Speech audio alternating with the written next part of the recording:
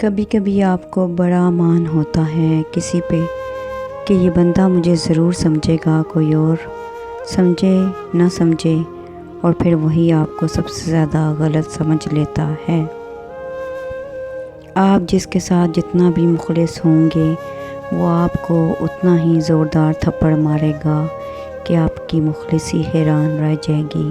حضرت علی رضی اللہ تعالیٰ عنہ نے فرمایا، رشتوں کی خوبصورتی ایک دوسرے کی بات کو برداشت کرنے میں ہے۔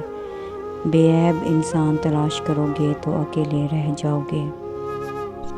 خاموشی صرف باتیں ختم ہو جانے کے بعد ہی نہیں آتی، کبھی کبھی جب کہنے کے لیے بہت زیادہ ہو تب بھی ہمارے الفاظ کھو جاتے ہیں۔ گناہ کے دوران موت نہ آنا اور گناہ کے بعد توبہ کی مہلت ملنا اللہ پاک کا بہت بڑا احسان ہے۔ قرآن پاک پتھر دلوں کو موم کرتا ہے، ٹوٹے دلوں کو جوڑتا ہے اور بیمار دل کی شفا ہے۔ اللہ تعالیٰ کے فیصلے ہمیشہ حکمت اور بھلائی پر مبنی ہوتے ہیں، چاہے وہ ہمیں فوری طور پر سمجھ نہ آئے۔ اور ہم کس قدر خوف، بھوک، مال، جانوں اور پھلوں کی کمی سے تمہاری آزمائش کریں گے، اور صبر کرنے والوں کو خوشخبری دے دو۔ کچھ آزمائشیں اور مشکلات ایسی بھی ہوتی ہیں جن کے ختم ہونے پر انسان کو احساس ہوتا ہے کہ وہ زحمت نہیں رحمت تھی۔ اخلاق کا تعلیم سے کوئی لینا دینا نہیں۔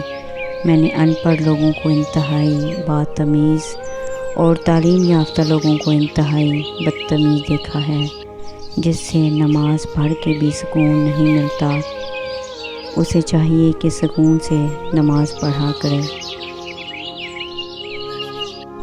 قرآن کہتا ہے، نا امید نہ ہو، کمزور نہ پڑو، غمگین نہ ہو، بے شک اللہ تعالیٰ ہر چیز پہ قادر ہے۔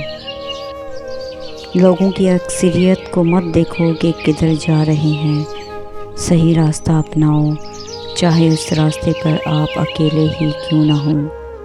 ہمیشہ خوش رہنے کی کوشش کریں، اداس رہ کر بھی کون سے مسئلے حل ہوتے ہیں۔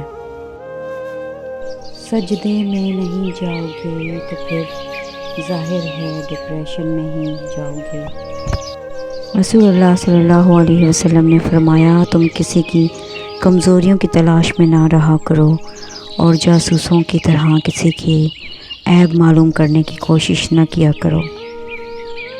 حضرت علی رضی اللہ تعالیٰ عنہ نے فرمایا، کسی کے عیب تلاش کرنے والے کی مثال اس مکھی کی طرح ہے جو صاف جگہ پر بیٹھنے کے بجائے گند پر بیٹھتی ہے۔